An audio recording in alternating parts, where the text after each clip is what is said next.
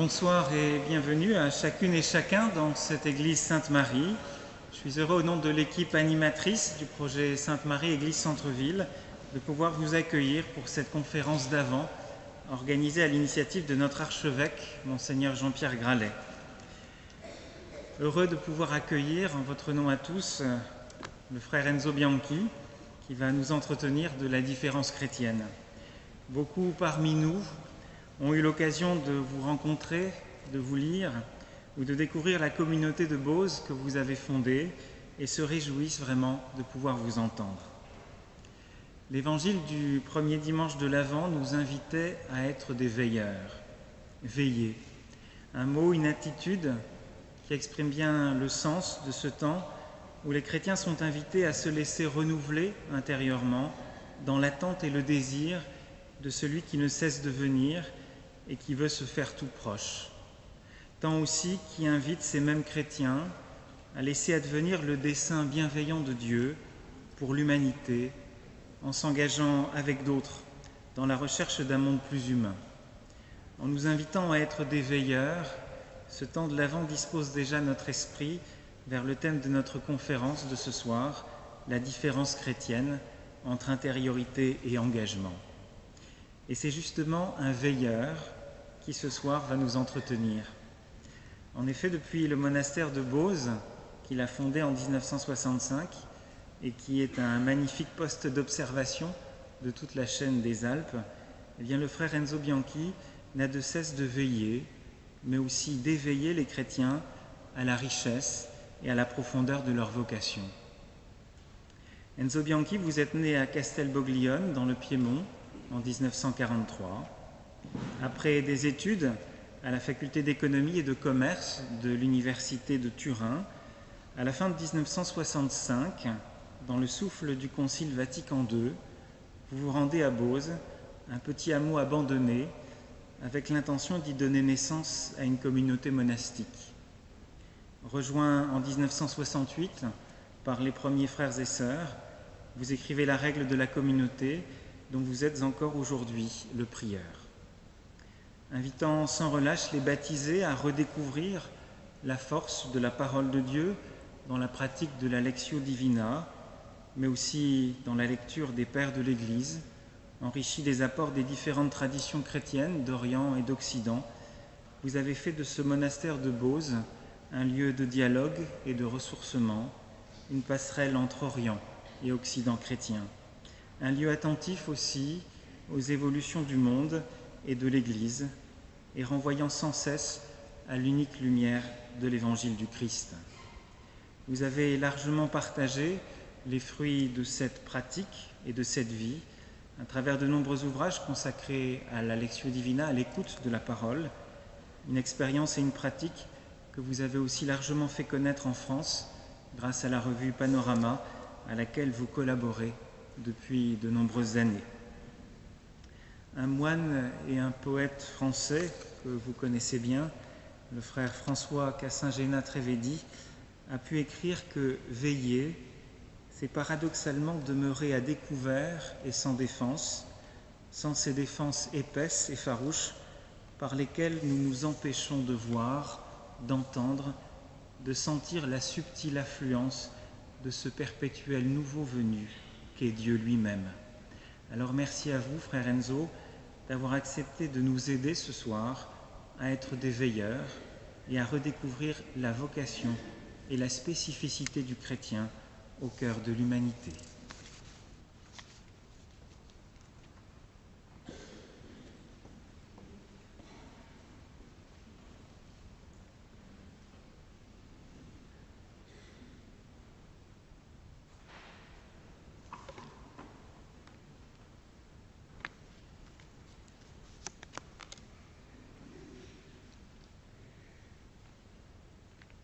Je remercie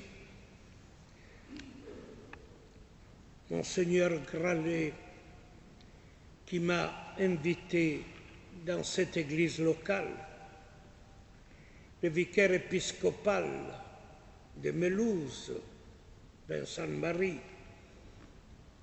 qui ce soir encore, il m'a accueilli dans cette ville.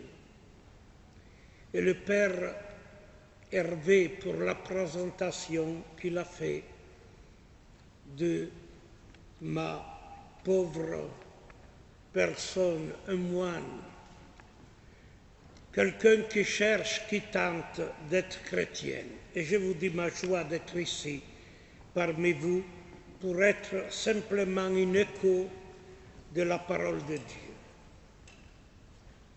Le thème que votre archevêque, il m'a prié de recevoir comme thème sur lequel réfléchir envers vous, il porte comme titre la spécificité chrétienne entre vie antérieure et engagement dans le monde. Être chrétienne actuellement ne va plus de soi. Il faut le reconnaître. Les chrétiens, en effet, vivent aujourd'hui dans une condition de minorité en Europe, où un pluralisme de croyances et de cultures caractérise désormais nos villes et nos pays, et il les caractérisera toujours davantage. Dans ce contexte où l'Église n'est plus considérée nécessairement comme une présence naturelle, quelle est la spécificité de la foi à laquelle nous restons attachés et qui continue à donner sens à notre vie? En d'autres termes, qui est le chrétien en profondeur? Quels sont les éléments fondamentaux qui nous caractérisent en tant que disciples de Jésus-Christ?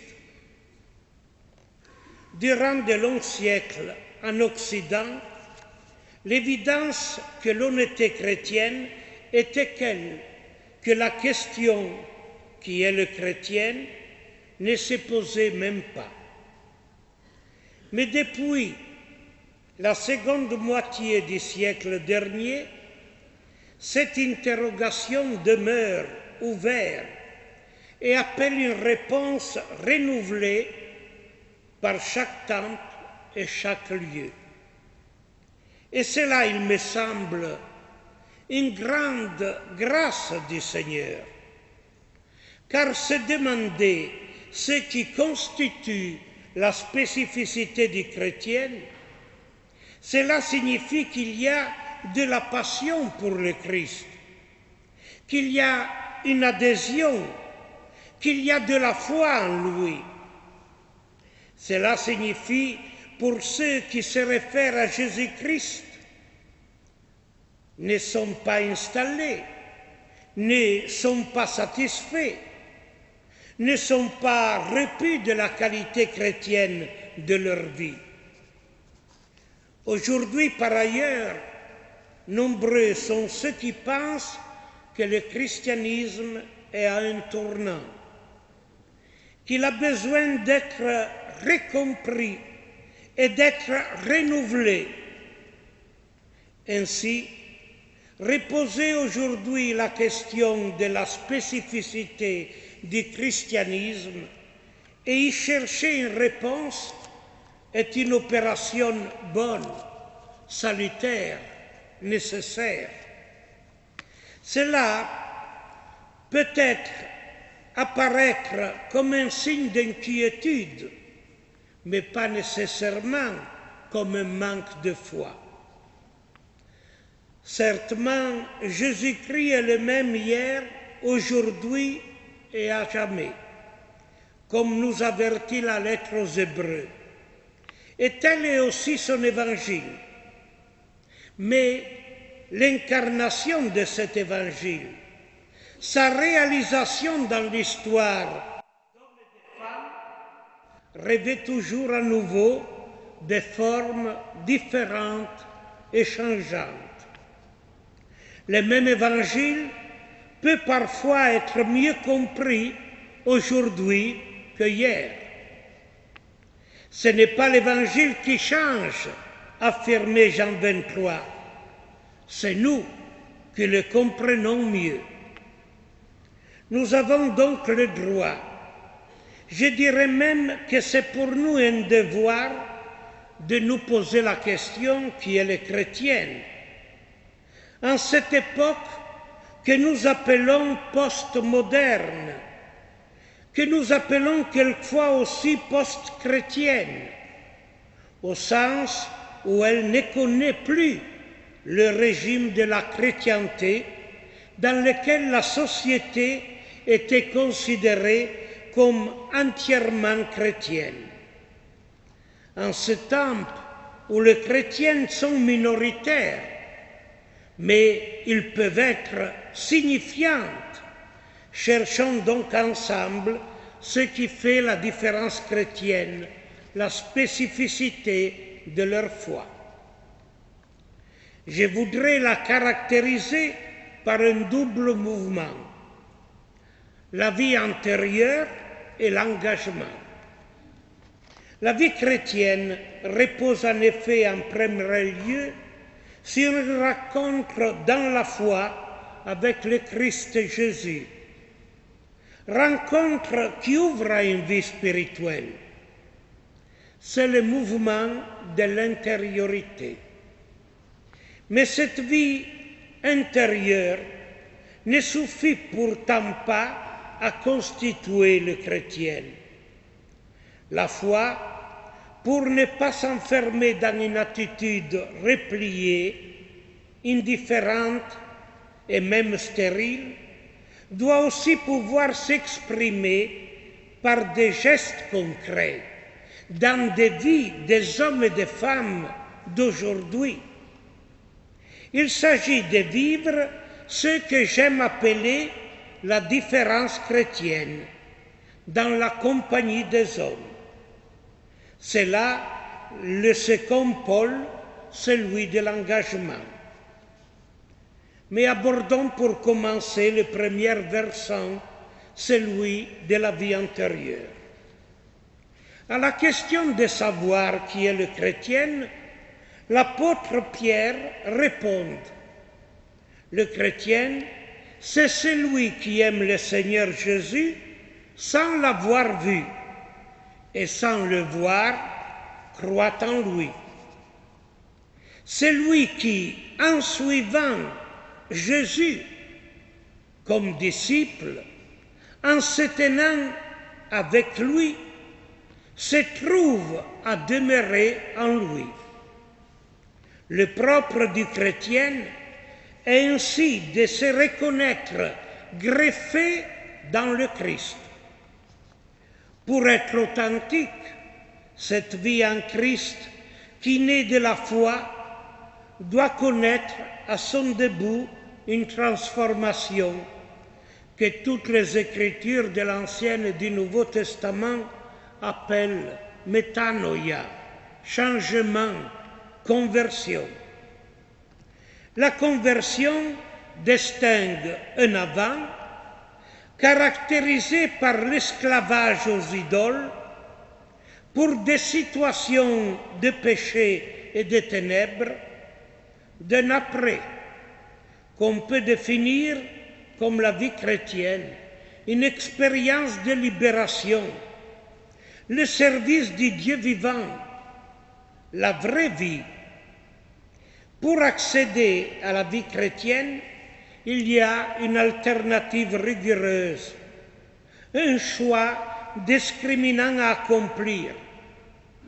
Ou bien le service aliénant des idoles, ou bien la reconnaissance de Dieu qui conduit à la liberté et à l'amour. Ce n'est qu'alors que l'on accède à cette nouveauté que les auteurs du Nouveau Testament aiment appeler régénération, naissance d'anneau, nouvelle création, nouveau homme, nouvelle femme. Pour être chrétienne, pour pouvoir revêtir la vie même du Christ, il faut donc la conversion, que confirme le baptême et la prise en compte d'une incessante dynamique de retour à Dieu qui fait de l'existence chrétienne une croissance continuelle vers la stature du Christ. Menant cette vie chrétienne, on doit alors manifester une différence par rapport à la vie de ceux qui ne sont pas chrétiens, non par volonté de se distinguer ou de se séparer des autres, mais parce que, de fait, ayant son commencement, son principe en Jésus-Christ, cette vie est différente, autre par rapport à la vie mondaine. Le chrétien s'engage en effet dans une lutte terrible contre le péché porteur de mort, contre les tentations et les désirs qui l'habitent et ne le quitteront pas avant sa mort. C'est pourquoi jusqu'à la fin, il devra combattre spirituellement en se livrant tout entier à cette lutte avec le corps, avec l'âme, avec l'esprit. Pour nous aujourd'hui, dans le monde chrétien occidental d'ancienne christianisation, cette dimension de la conversion est plus difficile à expérimenter. Le climat d'homologation culturelle et surtout de l'indifférence a conduit notre société à perdre le sens du discernement rigoureux, du choix nécessaire, de la capacité à prononcer des noms, et il alimente la liberté illusoire selon laquelle tout est possible, tout est compatible. Il devient ainsi réellement problématique de vivre cette dimension élémentaire de la conversion qu'est la prise de distance des fausses idoles. Et les idoles, ils sont toujours une faux anthropologique, pas une faux théologique.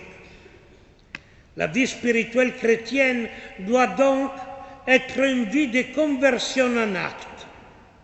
Il s'agit de céder continuellement à la grâce qui nous attire et nous sauve. Il s'agit de nous relever continuellement du péché qui nous domine.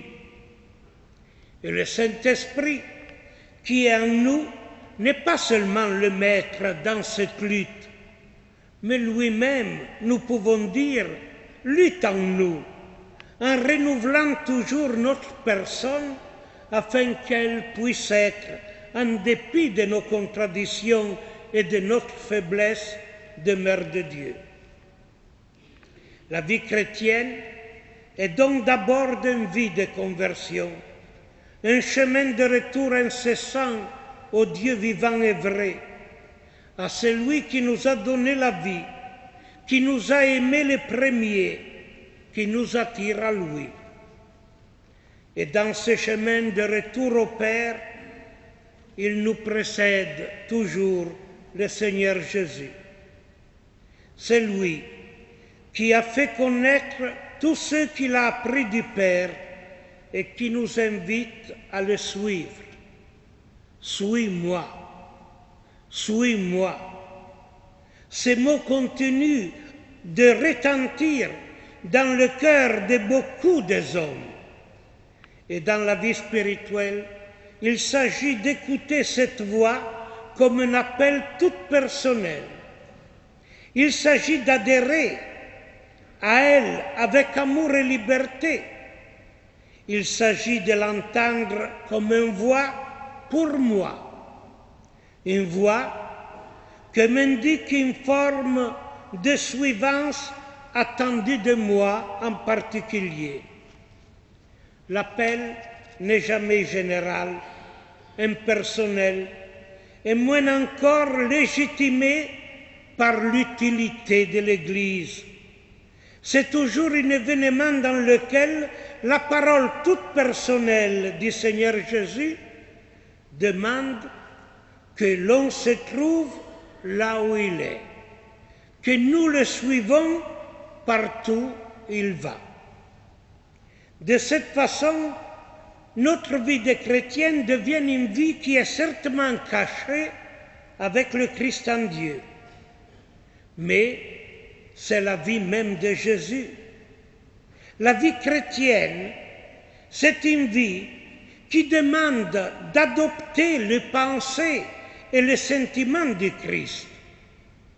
C'est une vie qui nous porte à marcher comme Jésus a marché, qu'il nous porte à nous tenir dans le monde au milieu des frères, en opérant la charité, l'amour, jusqu'à vivre et mourir comme Jésus a vécu et il est mort.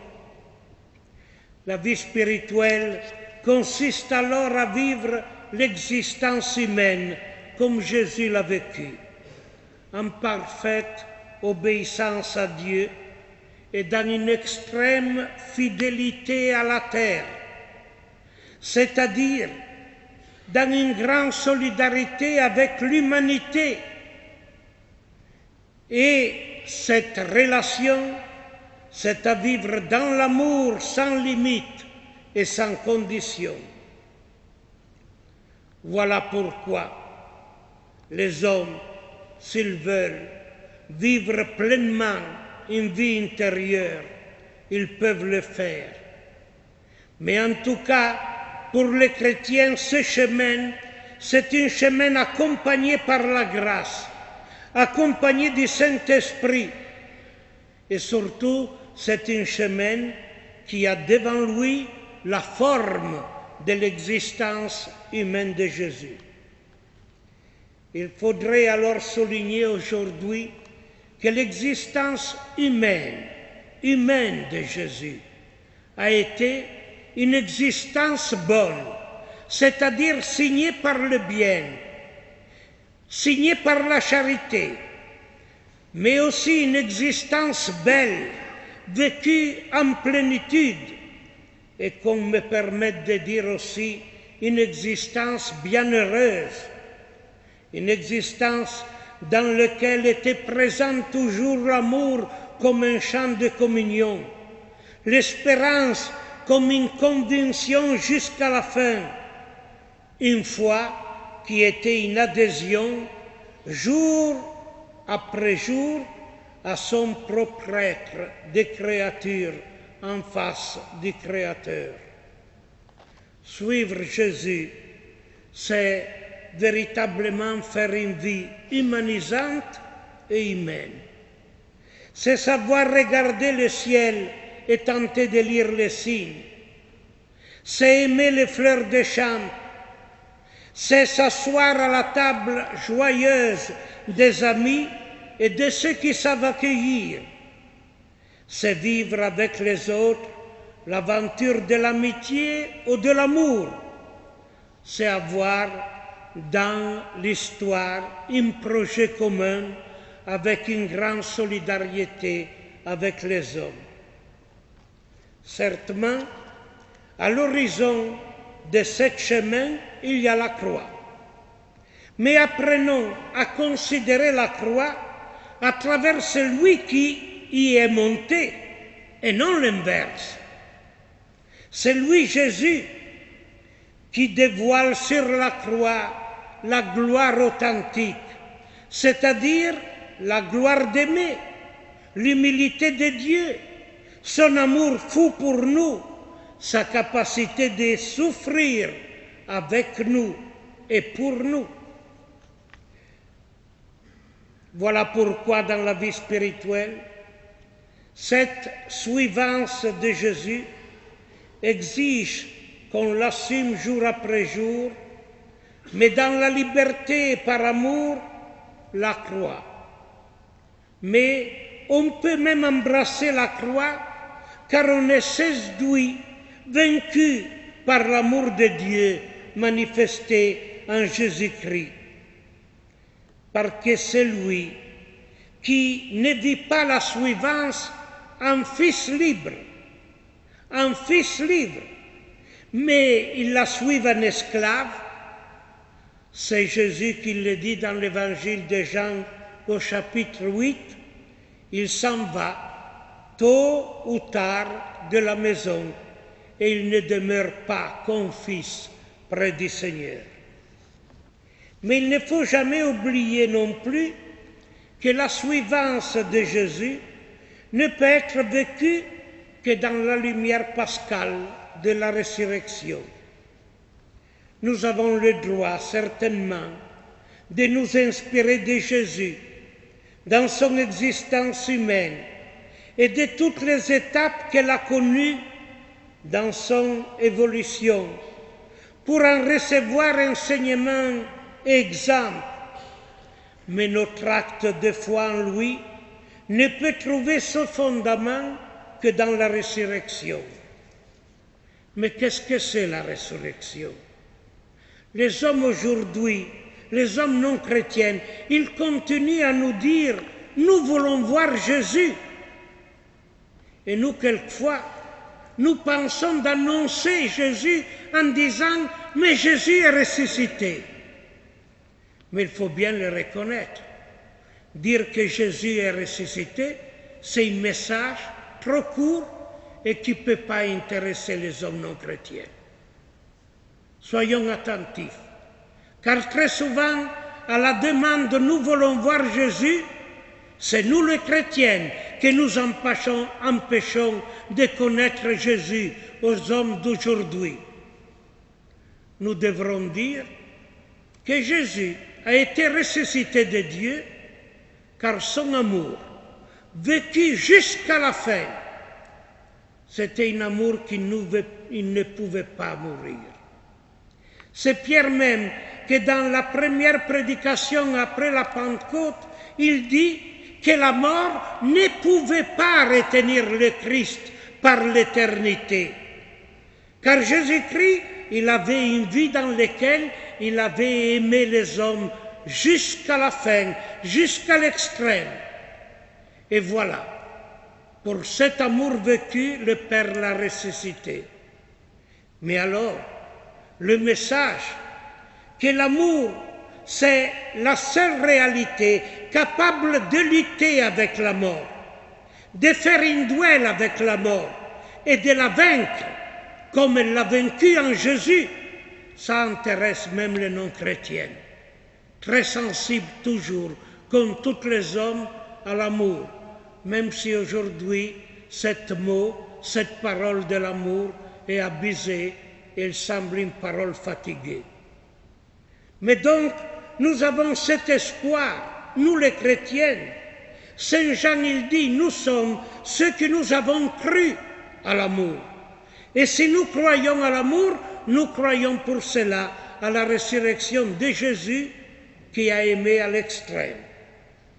Voilà le message que nous devons annoncer aux hommes à travers une vie dans laquelle apparaissent l'amour, l'agape du Christ, de Dieu pour les hommes et en nous pour les frères. Assurément, nous suivons le Christ, nous le rencontrons et le Christ vient à nous et nous retournons à lui. Mais le Christ est aussi une présence continuelle en nous, dans nos profondeurs, dans notre cœur. Sa parole, contenue dans les Saintes Écritures, écoutée, elle nous porte à demeurer dans le Christ et elle nous porte le Christ à demeurer en nous.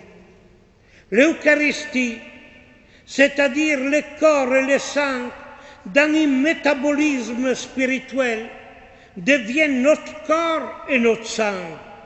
Et ils font de notre propre corps la demeure de Dieu.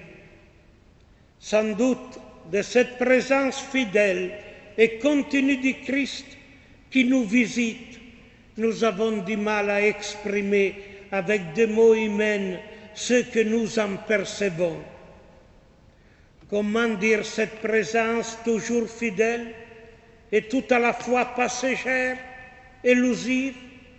Comment dire que le Christ est en nous plus antérieur que ma propre intimité, disait saint Augustin, et qu'il nous visite cependant comme verbe, comme parole de Dieu, quand nous écoutons l'Écriture, quand nous écoutons les frères, et surtout quand nous rencontrons le plus pauvre, le vrai sacrement du Christ.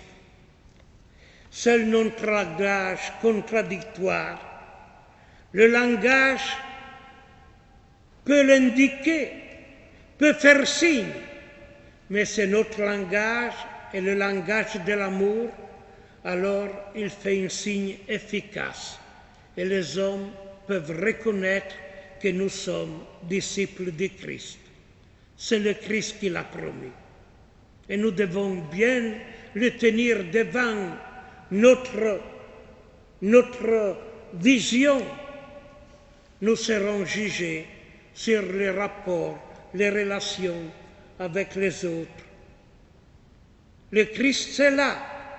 C'est dans l'amour que nous pouvons vivre ce christianisme, que nous pouvons vivre cette différence. Mais cela m'amène au second versant de notre réflexion, l'engagement avec toutes les hommes. La vie intérieure du chrétien qui se nourrit de la conversion au Dieu vivant, à la suite du Christ et dans la communion au Saint-Esprit, est avant tout une existence dans un amour partagé avec le Christ, celui qui nous a aimés les premiers. Mais cet amour doit pouvoir se traduire chez les croyants en charité vécue, un geste quotidien d'amour partagé avec les autres.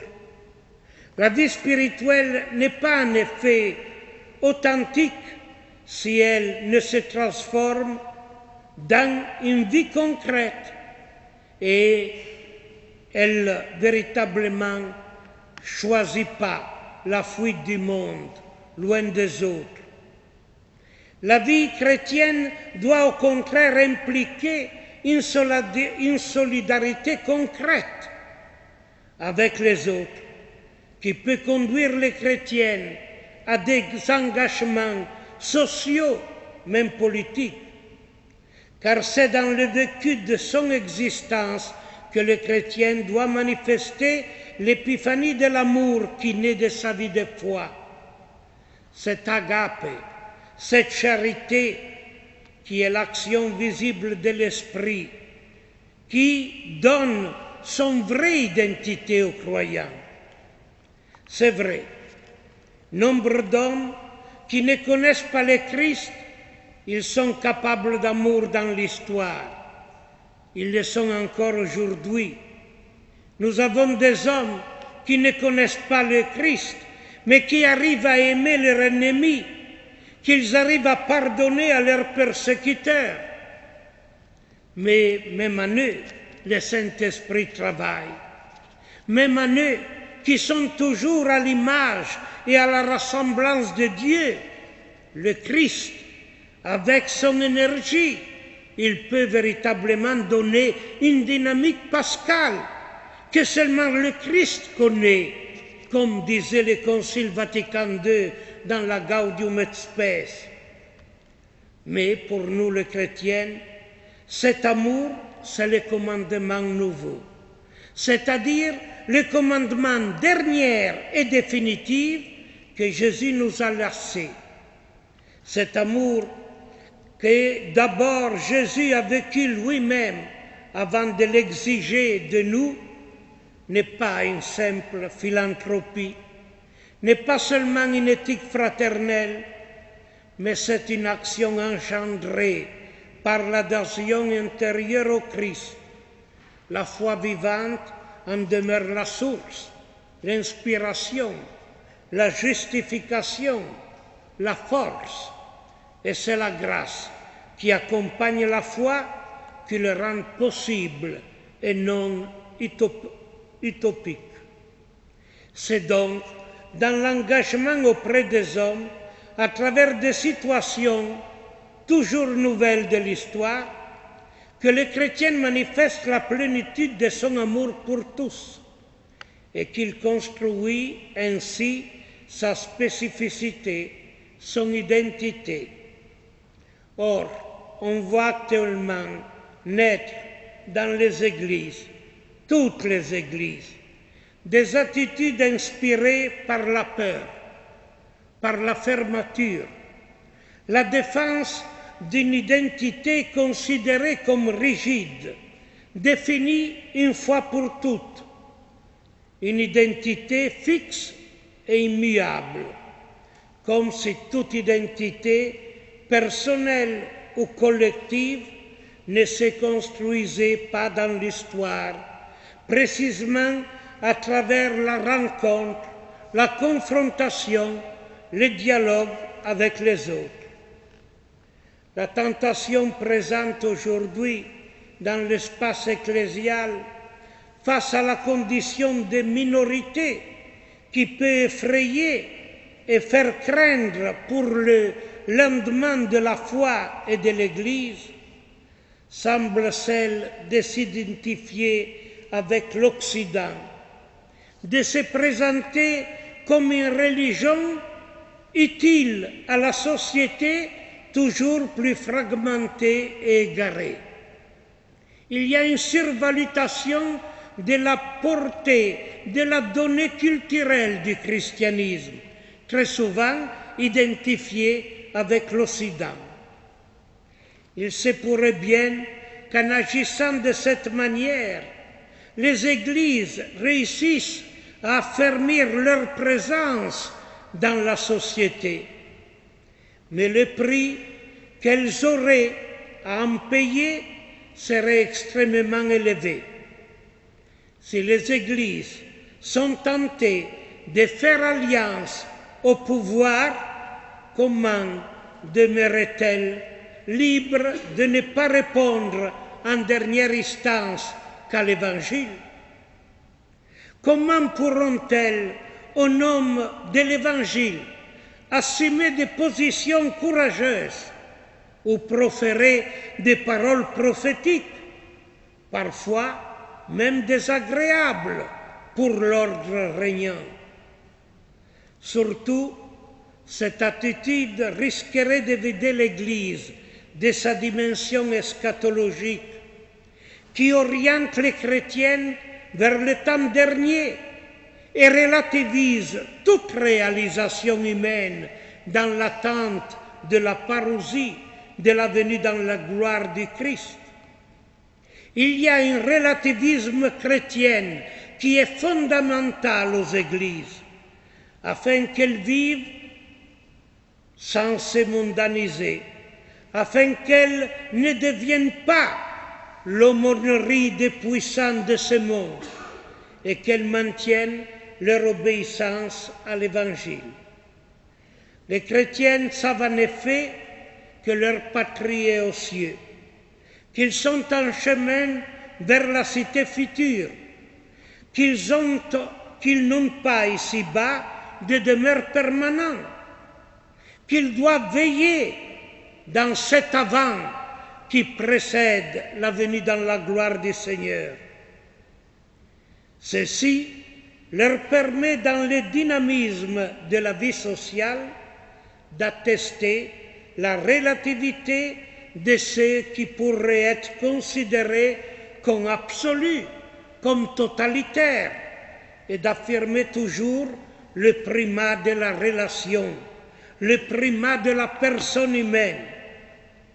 La tâche des chrétiens dans la compagnie des hommes apparaît dès lors claire. À l'Église, il est demandé de rester dans le monde, mais sans être du monde, en s'immergeant dans l'engagement et les problématiques des hommes d'aujourd'hui, mais toujours avec humilité, avec intelligence, sans préjugés ni attachement idéologique, sans logique d'inimitié, et surtout aujourd'hui, je voudrais dire, sans nostalgie d'un passé qui ne peut pas retourner, car Dieu, il se manifeste toujours dans l'aujourd'hui. Il n'y a pas un passé de Dieu. Pour nous les chrétiens, il y a l'aujourd'hui de Dieu. Assurément, dans l'œuvre d'édification de la cité, qui réunit les chrétiens à tous les hommes, les chrétiens n'ont pas de certitude ou de recettes. L'Évangile ne fournit pas de formules magiques sur la base desquelles indiquer la voie menant à la réalisation sûre des objectifs d'une société. Mais c'est ici que se situe la responsabilité historique de tout croyant et son obéissance créative à l'Évangile éternel. Les chrétiens ne peuvent pas vivre leur foi qu'en s'immergeant dans l'histoire, même dans les opacités de l'histoire, dans ses contradictions, et jamais en s'évadant de l'histoire, qui est le domaine où se manifeste la présence de Dieu. Mais dans cette immersion, la communauté chrétienne est appelée à vivre une différence par la qualité de sa vie humaine. Elle doit devenir cette communauté alternative qui, dans une société marquée par des relations fragiles, relations conflictuelles, dans des attitudes consommatrices, exprime la possibilité de relations gratuites, solides, fortes, fiables, cimentées par l'acceptation mutuelle, par le pardon réciproque et surtout par la foi comme attitude de confiance envers les autres, envers le domaine, envers l'humanité. Voilà la différence chrétienne. Une différence qui exige aujourd'hui des églises qu'elles sachent donner une forme visible et vivable à des communions modelées par l'Évangile. Le christianisme pourra manifester en effet sa vigueur, son éloquence, s'il est capable de contribuer à la formation d'une société dans laquelle il y a véritablement un chemin d'humanisation, un chemin de communion. On ne peut ne pas oublier non plus que c'est précisément par la capacité de donner naissance à des formes de vie communautaire, en inventant des structures de gouvernement inspirées par la corresponsabilité, la synodalité et des rapports d'autorité vécus comme service, que la communauté chrétienne peut montrer sa vitalité et peut déployer une importance diaconique pour la société civile. La conception précisément de la communauté comme corps peut aider l'Église à indiquer aux hommes et aux femmes des formes et des modalités de communication qui soient humaines, humanisées, et qui tendent au respect de l'autre, de sa pensée, de sa diversité.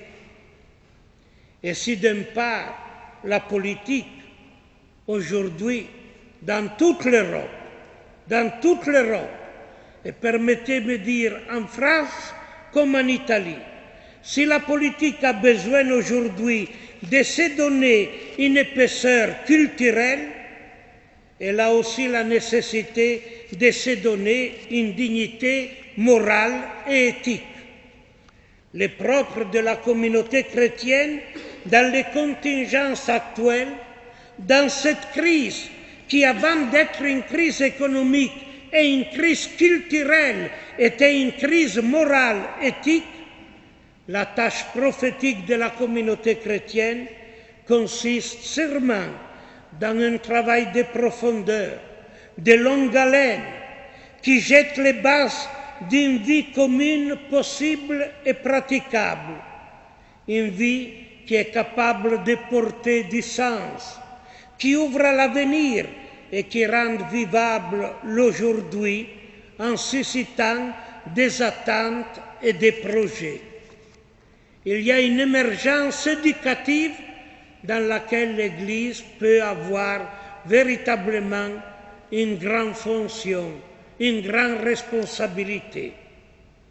La différence chrétienne devient ainsi un stimulant, un ferment dans la société, car toute parole et tout geste prophétique ont des répercussions sur l'ensemble du corps social. Toutefois, si les paroles de l'Église oubliaient leur qualité d'écho de la parole de Dieu, si elles ne sont pas capables de donner des indications prophétiques, si les paroles de l'Église ne sont pas compréhensibles aux hommes non croyants, alors nous ne pouvons pas absolument continuer à parler de nouvelle évangélisation sans avoir la capacité vraiment de porter une bonne nouvelle aux hommes.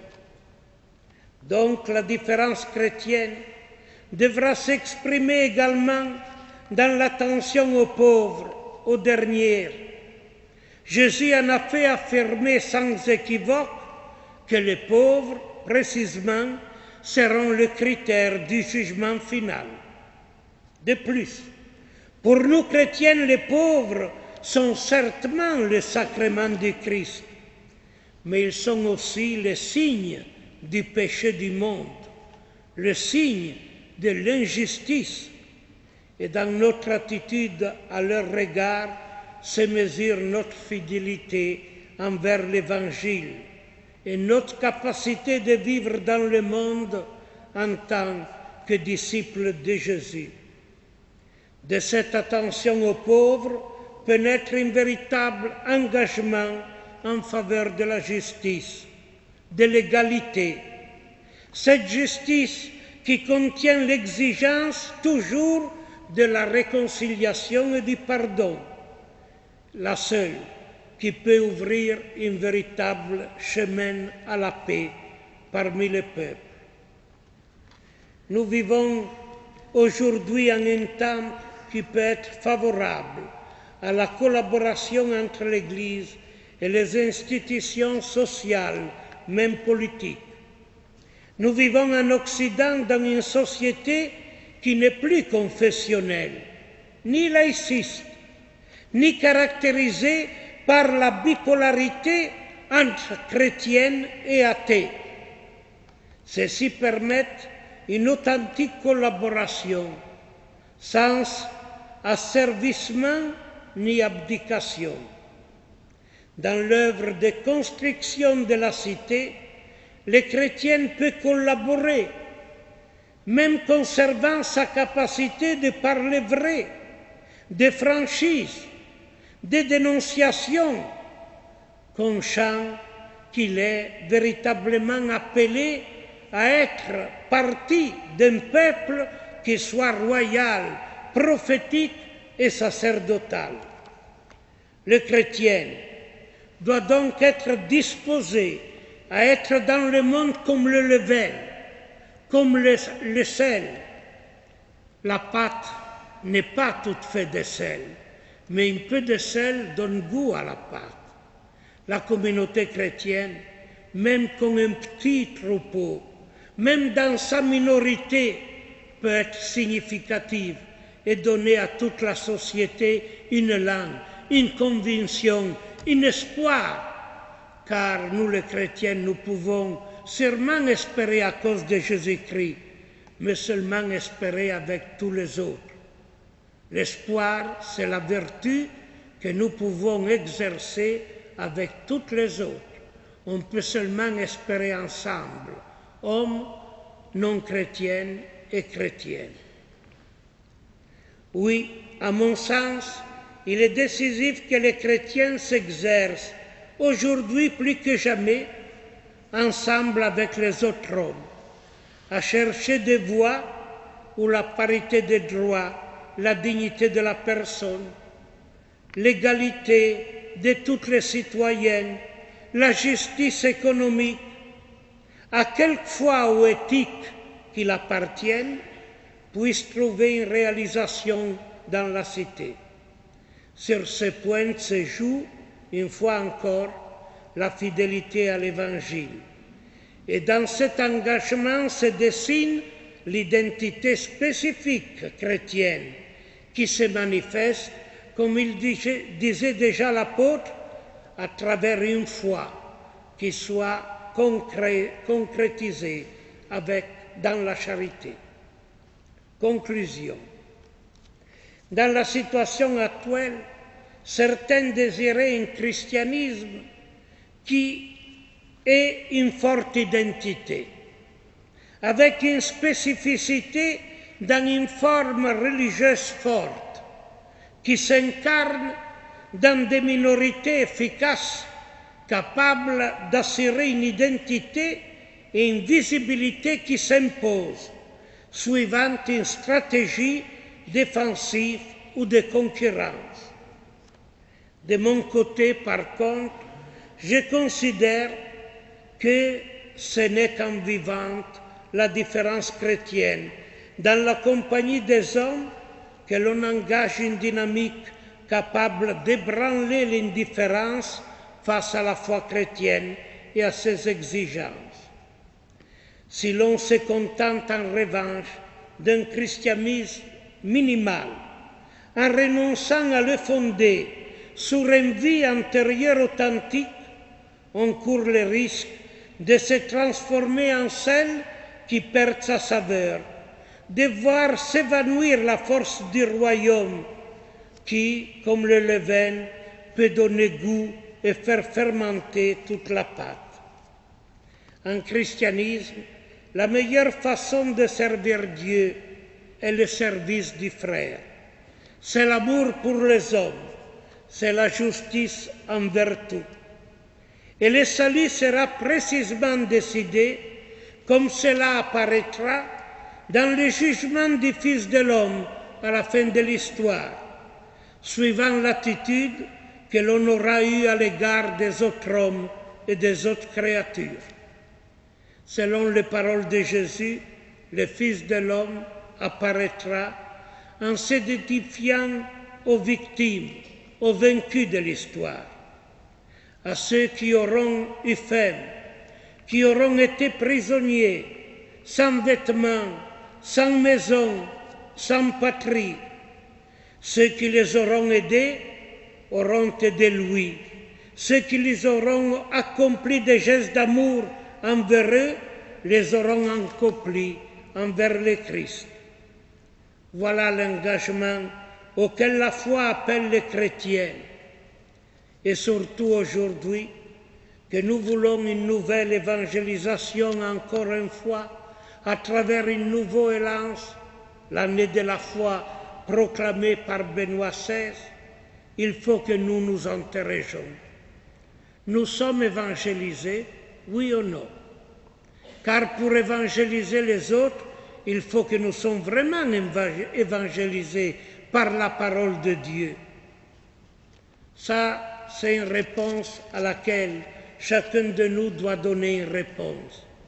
Pour porter l'évangile aux autres, est-ce que je suis évangélisé par la parole de Dieu? Les hommes encore maintenant, ils nous disent, nous voulons voir le Christ. Nos églises, nos communautés sont capables de faire un récit de Jésus-Christ à travers notre vie humaine, une vie humaine humanisante, la vie de Jésus belle, bonne et bienheureuse. C'est très simple le christianisme. Il suffit de vivre comme Jésus a vécu, de le suivre là où il va. En faisant ça, nous serons sur le bon chemin de l'évangélisation, à la suite du Christ, mais avec sa force.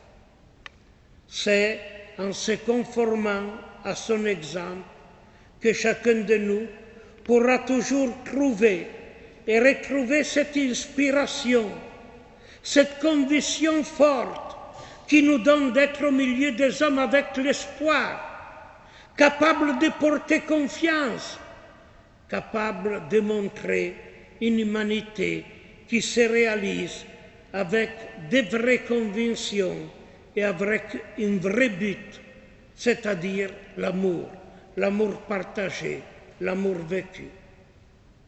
Eh bien, c'est avec ces mots que je vous dis ma prière pour votre Église locale ici à Melouse, pour vos communautés, et je prierai pour vous afin que ce temps d'avant soit pour vous un temps d'exercice dans lequel, comme veilleurs, vous cherchez à être évangélisés, vous cherchez à être avec une capacité de différence chrétienne capable de dire aux autres qui est Jésus.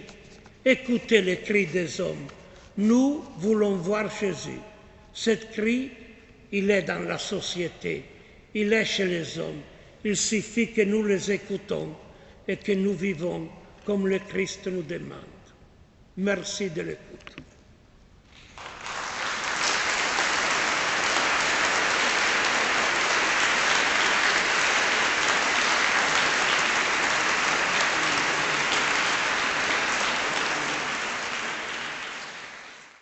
Merci au frère Enzo de nous avoir éclairés sur la spécificité chrétienne, une vie chrétienne qui repose sur une rencontre dans la foi avec le Christ, mais une foi qui doit aussi pouvoir s'exprimer par des gestes, par la recherche avec les autres hommes d'un monde plus humain, en faveur d'un horizon d'espérance et de fraternité.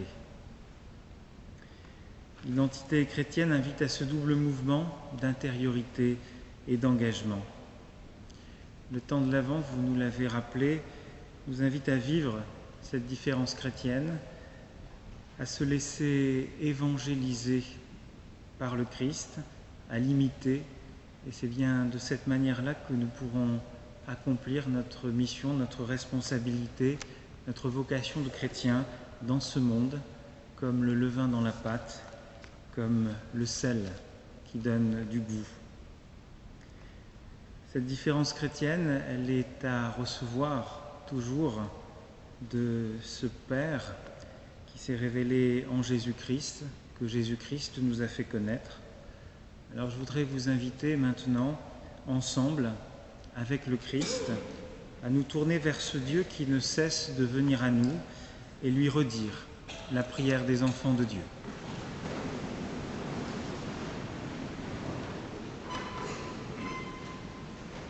Notre Père, qui es aux cieux, que ton nom soit sanctifié, que ton règne vienne, que ta volonté soit faite sur la terre comme au ciel. Donne-nous aujourd'hui notre pain de ce jour. Pardonne-nous nos offenses, comme nous pardonnons aussi à ceux qui nous ont offensés, et ne nous soumets pas à la tentation, mais délivre-nous du mal. Car c'est à toi qu'appartiennent le règne, la puissance et la gloire pour les siècles des siècles.